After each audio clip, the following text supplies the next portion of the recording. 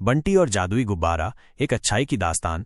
एक शांत हरे भरे गांव में बंटी नाम का एक प्यारा सा बच्चा रहता था। वो बस 9 साल का था, पर उसका दिल सोने का था। बंटी हमेशा दूसरों की मदद के लिए तैयार रहता था, चाहे वो अपनी माँ के काम में हाथ बटाना हो या किसी बुजुर्ग को सड़क पार कराना।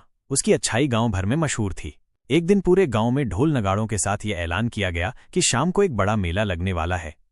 बंटी उछल पड़ा। वो भागा भागा अपनी माँ के पास गया और मेले में जाने की इजाजत मांगी। माँ ने प्यार से उसके सिर पर हाथ फेरते हुए कहा, जरूर जाओ बेटा, पर किसी मुसीबत में मत पड़ना।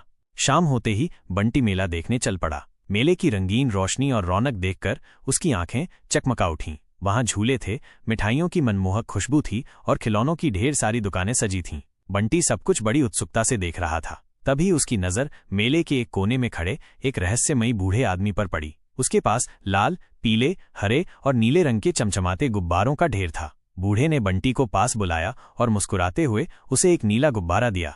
ये कोई आम गुब्बारा नहीं है, बूढ़े ने धीमी आवाज में कहा, ये एक जादुई गुब्बारा है। ये तुम्हारी अच्छाई को देखेगा और जब भी तुम कोई अच्छा काम करोगे ये तुम्हारी मदद करेगा। बंटी थोड़ा हैरान हुआ, पर गुब्बारा इतना सुंदर था कि उसने खुशी खुशी ले लिया और उसे साथ लेकर घर लौट आया। अगले दिन गांव में एक बुजुर्ग अम्मा की सब्जियां सड़क पर बिखर गईं। सब लोग उन्हें अनदेखा करके आगे बढ़ गए, पर बंटी झट से उनकी मदद करने दौड़ा। तभी उसके हाथ का नीला गुब्बारा चमकने लगा और कमाल की बात यह हुई कि सारी सब्जियां अपने आप उछलकर टोकरी में वापस चली गईं। अम्मा ने बंटी को मुस्कुराकर आशीर्वाद दिया। समय बीतता गया और बंटी जहां भी कोई अच्छा काम करता, गुब्बारा किसी न किसी रूप में उसकी मदद करता। पर एक दिन बंटी मिठाई की दुकान के सामने खड़ा था। उसकी जेब में पैसे नहीं थे और वो एक चॉकलेट उठाने ही वाला था। तभी गुब्बारा अचानक काला और छोटा होने लगा। बंटी डर गया। उसे तुरंत समझ आ गया कि ये गलत काम है। उसने तुरंत चॉकलेट वापस रख दी। गुब्बारा फिर से नीला और चमकदार हो गया। एक दिन स्कूल में बंटी ने देखा कि एक गरीब बच्चा फटी हुई कॉपी से पढ़ रहा है।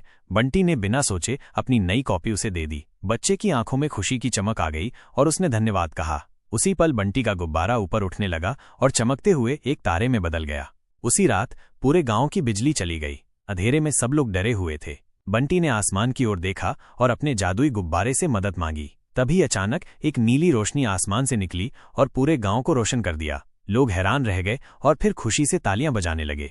अगली सुबह वही बूढ़ा गुब्बारा वाला फिर से आया। उसने बंटी से कहा, अब तुम्हें इस जादुई गुब्बारे की जरूरत नहीं है, क्योंकि अब तुम्हारा दिल ही जादुई बन चुका है।